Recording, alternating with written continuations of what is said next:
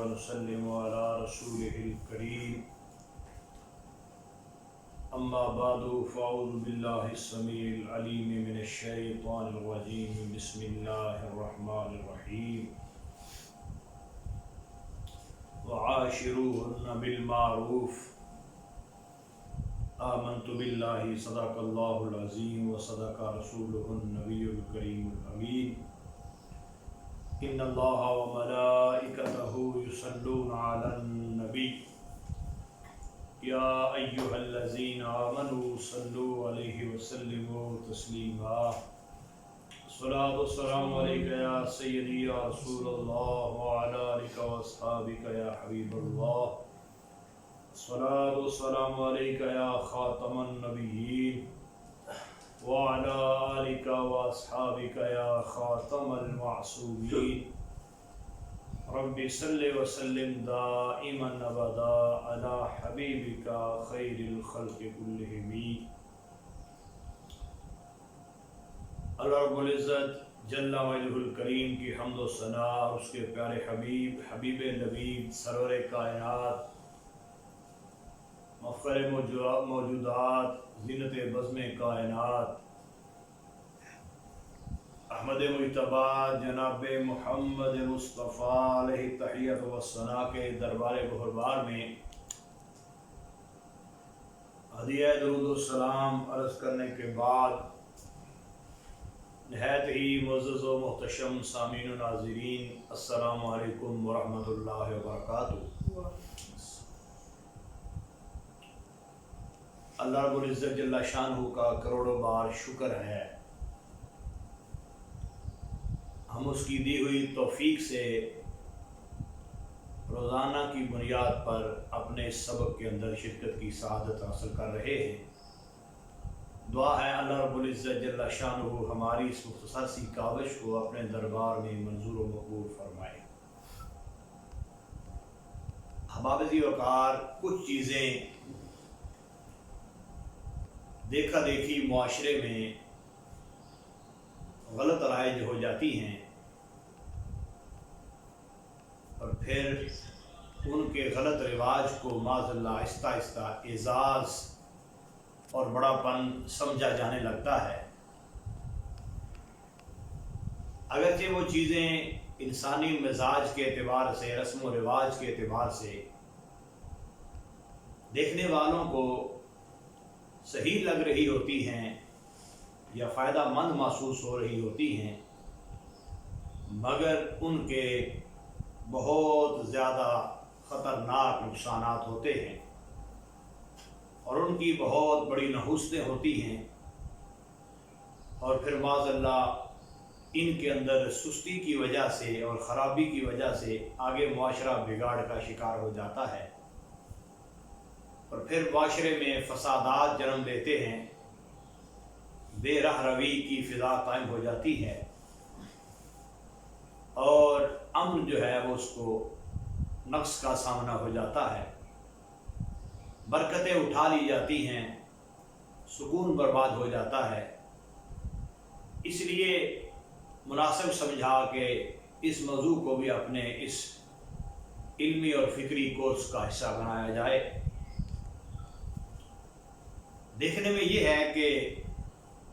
کچھ مرد حضرات یہ سمجھتے ہیں کہ شاید مردانگی اپنی بیوی کو گالی دینے کا نام ہے، مردانگی اپنی بیوی پر ظلم اور تشدد اور جبر کا نام ہے، اس کے ماں باپ اہل و عیال کنبہ اور خاندان کو برا بھلا کہنے کا یا دشنام درازی کا نام ہے.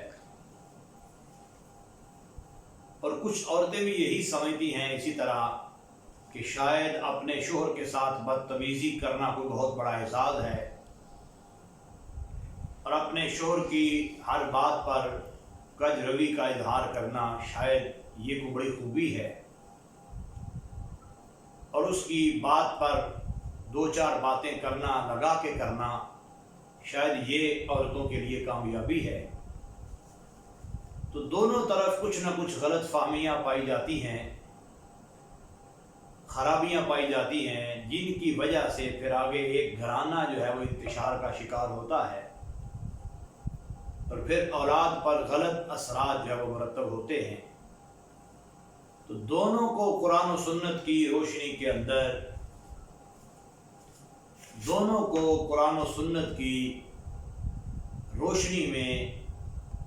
اپنی اپنی زندگی اچھے طریقے سے گزارنی چاہیے، اور صحیح معنوں کے اندر دونوں کو دین کے اندر رہ کر اپنی زندگی کو حسین بنانا چاہیے، نہ کہ یہ ہو کہ دونوں ہی ایک دوسرے کے لیے برے جذبات رکھتے ہوں، برے خیالات اور احساسات رکھتے ہوں، وہ اس کو ڈیگریڈ کر کے خوش ہوتا ہو، یہ اس کو ڈیگریڈ کر کے خوش ہو رہی ہو، وہ اس کے ماں باپ کو برا بھلا بولے، یہ اس کے ماں باپ کو برا بھلا بولے، یہ اس کے کنبے اور خاندان کی توہین کرے، وہ اس کے کنبے اور خاندان کی توہین کرے۔ تو ایسا نہیں ہے، دونوں کو قرآن و سنت اور شریعت کے مطابق اور سرکار کی سیرت طیبہ کو سامنے رکھ کے زندگی گزارنی چاہیے۔ اس لیے اللہ رب العزت جل شانہ نے اپنے پاک کلام میں ارشاد فرمایا وَعَاشِرُوهُنَّ بِالْمَعْرُوفِ۔ پیچھے چونکہ سیاق کلام کے اعتبار سے اور سباق کلام کے اعتبار سے جو چیز چل رہی تھی، اس کے اندر عورتوں کے اعتبار سے اس چیز کا جو ہے وہ بیان موجود ہے، تو فرمایا وَعَاشِرُوهُنَّ بِالْمَعْرُوفِ، اور ان سے اچھا برتاؤ کرو، ان کے ساتھ اچھا سلوک کرو،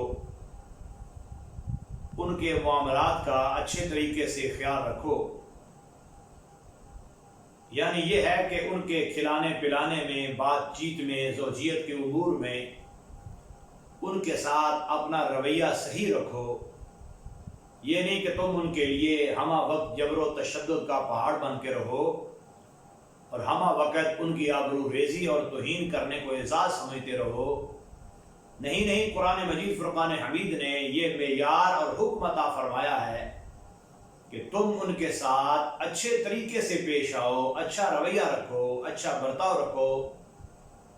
ان کے ساتھ اپنا اخلاق اچھا رکھو،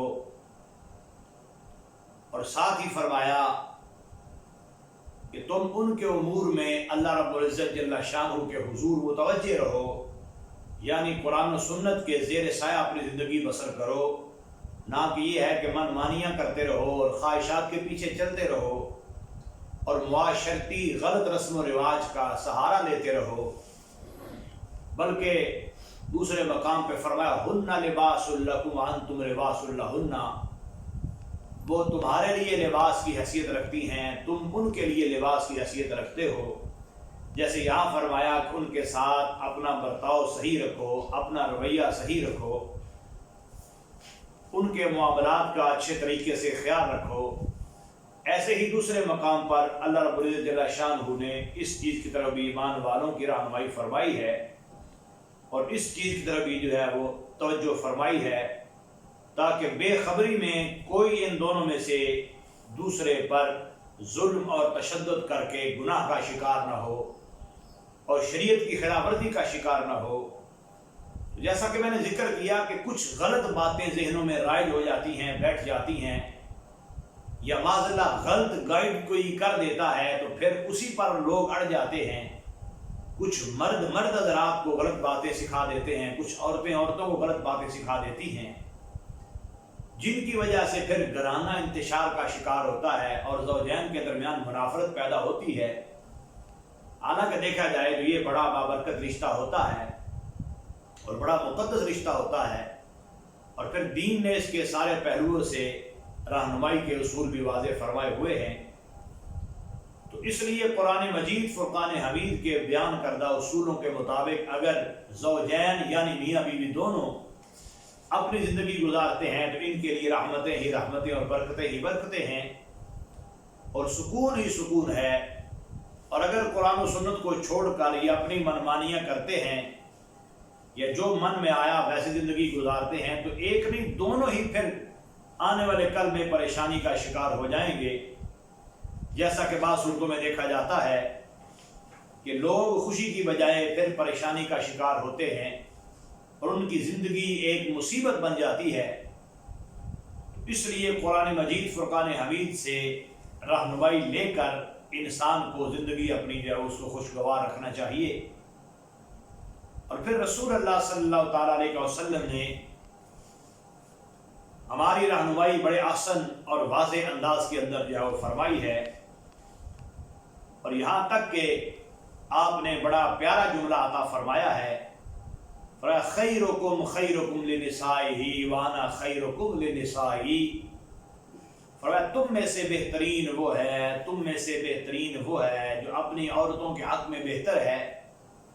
مطلب ان کے معاملات کا خیال رکھتا ہے، ان کی ضروریات کا خیال رکھتا ہے، ان کے حقوق کا خیال رکھتا ہے۔ اور یہ فرما کے آگے فرمایا اور میں تم سب میں سے اپنی ازواج کے معاملے میں بہترین ہوں، بہتر ترین ہوں، بہت زیادہ بہتر ہوں۔ پہلے فرمایا کہ تم میں سے اچھا وہ ہے، بھلا وہ ہے، خیر خواہ وہ ہے جو اپنے گھر والوں کے معاملے میں خیر خواہ ہو، بہترین ہو، اچھا ہو۔ اور پھر فرمایا کہ میں یہ تمہیں صرف درس نہیں دے رہا بلکہ میں خود اس پر عمل کرتا ہوں اور معیار اور نمونہ پیش کرتا ہوں کہ میں تم میں سے اپنے گھر والوں کے لیے سب سے زیادہ اچھا ہوں، اور سب سے زیادہ میں تم سب میں سے اپنے ازواج کے معاملے میں اچھائی کرنے والا ہوں اور اچھائی پر جو ہے وہ قائم رہنے والا ہوں۔ تو اب پھر یہ ہے کہ رسول اللہ صلی اللہ تعالیٰ علیہ وسلم نے اپنے پیارے پیارے فرامین کے اندر اس چیز کا اظہار فرمایا ہے۔ فرمایا ایما امرأۃ ماتت وزوجها عنها راض دخلت الجنہ، جو بھی عورت دنیا سے چلی گئی لیکن گئی اس حال میں کہ اس کا شوہر اس سے راضی تھا،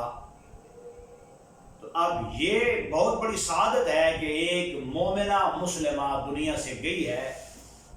مگر اس حالت پر گئی ہے کہ اس کا شوہر اس پر راضی ہے، اس نے اپنے شوہر کے حقوق صحیح ادا کیے ہیں، دین کی حدود و قیود کے اندر رہ کے اس نے اپنی ذمہ داری کا احساس کیا اور اس کو مکمل کیا۔ تو رسول اللہ صلی اللہ علیہ وسلم فرماتے ہیں زوج اس کا راضی ہوگا تو یہ عورت سیدھی جنت میں داخل ہو جائے گی۔ ایک روایت میں یہاں تک فرمایا کہ من صامت شہرہا، اور ایک روایت یہ فرمایا اذا صلت المرأة خمسہا وصامت شہرہا وحفظت فرجہا واطاعت زوجہا دخلت جنت ربہا۔ فرمایا جب ایک عورت 5 نمازیں پڑھتی ہے، رمضان کا روزہ، رمضان کے مہینے کے روزے رکھتی ہے اور اپنی شرمگاہ کی حفاظت کرتی ہے اور اپنے زوج کی شوہر کی اطاعت کرتی ہے،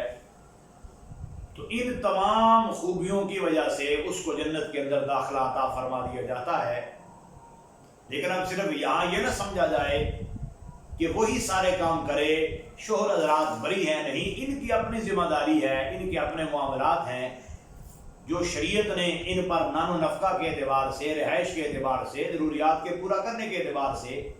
ذمہ داریاں رکھی ہوئی ہیں، یہ اس سے عہدہ برا نہیں ہو سکتے، ان کو پورا کرنا ان کے لیے از حد لازم ہے۔ اور اگر یہ پورا نہیں کرتے تو پھر کل ان پر بہت زیادہ سختی ہوگی حشر میں۔ یعنی ایسا نہ ہو کہ شوہر سے اپنی زوجہ کا حساب کتاب پورا ہوتا نہ ہو اور آگے محلے کی عورتوں میں وہ خیرات بانٹتا پھرے اور آگے ان کے معاملات کو دیکھتا پھرے۔ اس پر سب سے پہلے اپنی زوجہ کے حقوق لازم ہیں، اس کا نان و نفقہ ہے، اس کا لباس ہے، اس کے گھر کے معاملات ہیں، دیگر اخراجات ہیں جن کا سب سے پہلے اس نے لحاظ کرنا ہے۔ تو اس لیے ایک شوہر، ایک میاں یہ بات اپنے ذہن میں بٹھا کے رکھے کہ جیسے اس پر شریعت میں گرفت ہے، اگر یہ میری نافرمانی کرتی ہے، میری خلاف ورزی کرتی ہے، میرے ساتھ کجروئی کرتی ہے یا بدتمیزی بد اخلاقی کرتی ہے، تو جیسے کل اس کو اللہ کے حضور گرفت کا سامنا ہوگا، ایسے میرے لیے بھی امتحان ہوگا اور مجھ سے بھی پوچھ گچھ کی جائے گی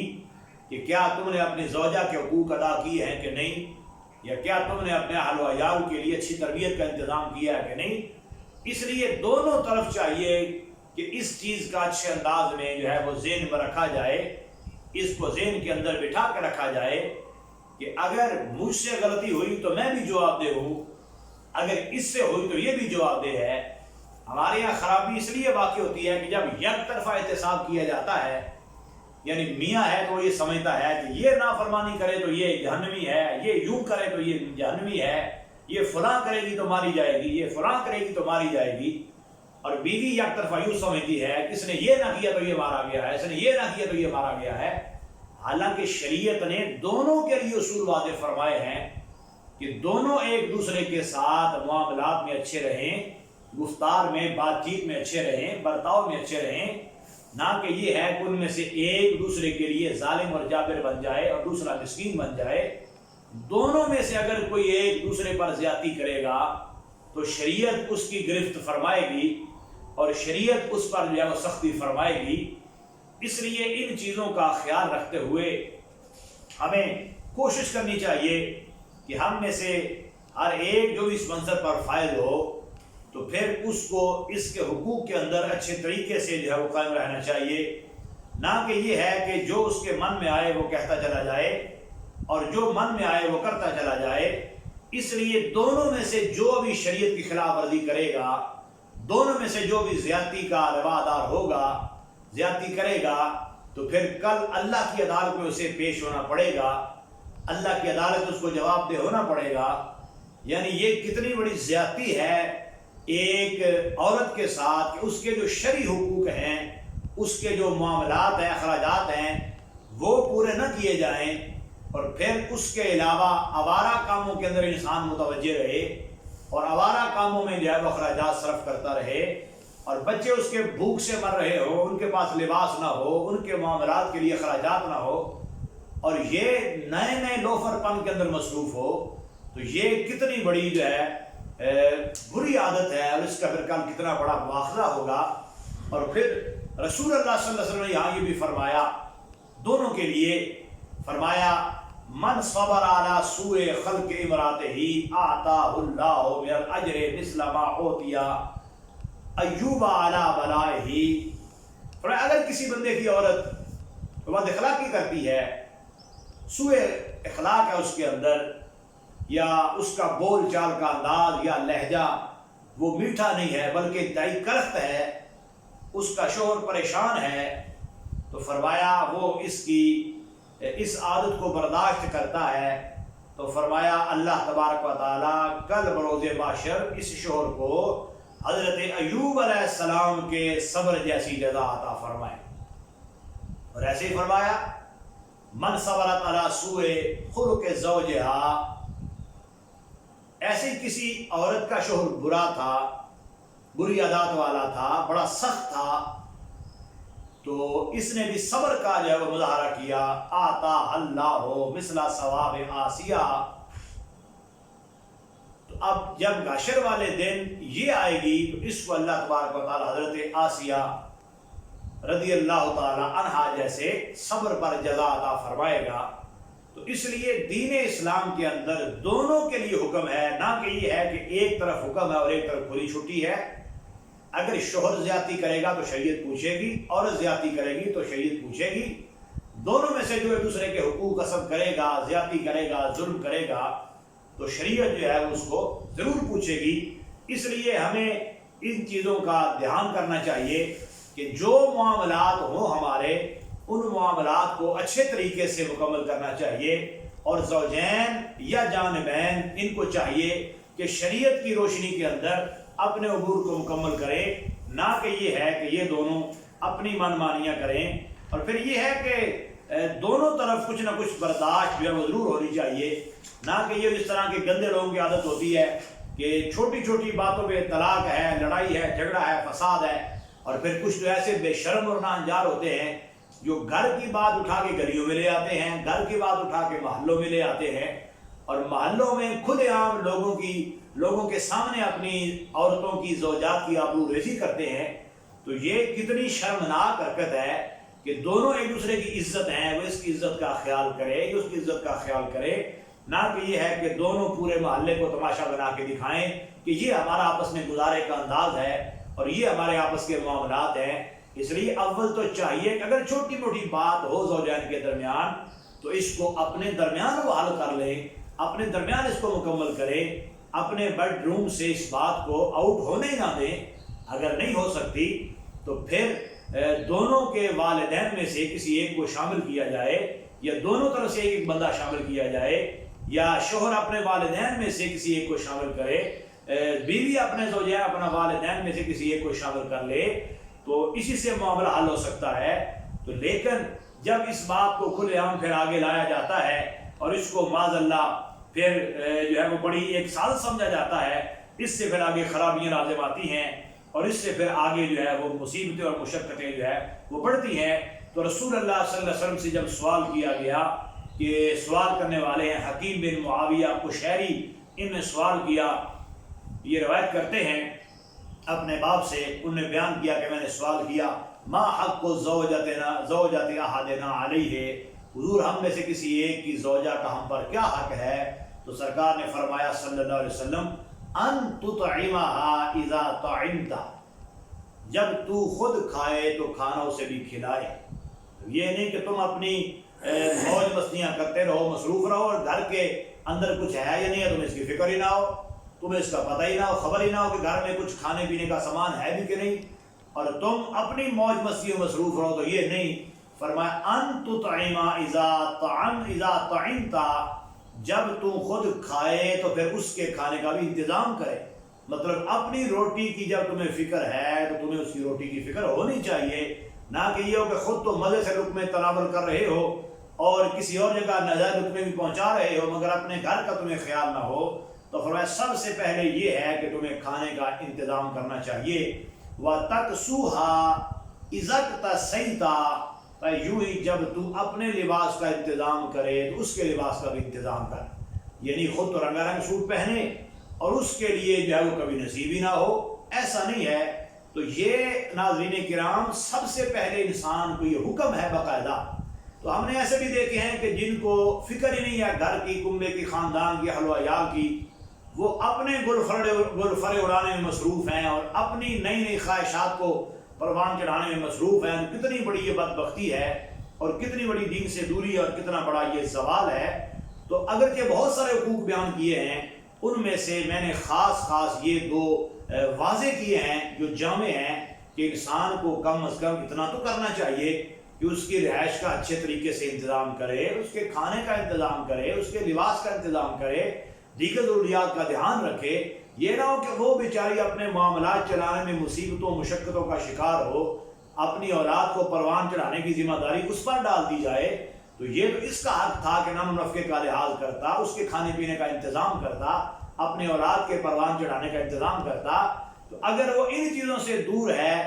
تو پھر کتنی بڑی بدبختی ہے، اسے یہ سعادت نصیب ہی نہیں ہے۔ اللہ نے اولاد دی ہے، زوجہ دی ہے، ولد صالح دیا ہے، اللہ نے اولاد کی نعمت سے مالا مال فرمایا ہے۔ تو اگر وہ ان کو ترجیح دینے کے مقابلے میں کہیں اور جھانکتا پھرتا ہے، کہیں اور ترجیح دیتا ہے، اور ان کے معاملے میں وہ کہیں اور طرف جاتا ہے، تو پھر شریعت جو ہے اس پر بہت زیادہ سختی فرمائے گی۔ اس لیے اللہ کے حضور ہم دعا کرتے ہیں کہ اللہ زندگی بھر دونوں میں سے ہر ایک کو شرم عطا فرمائے،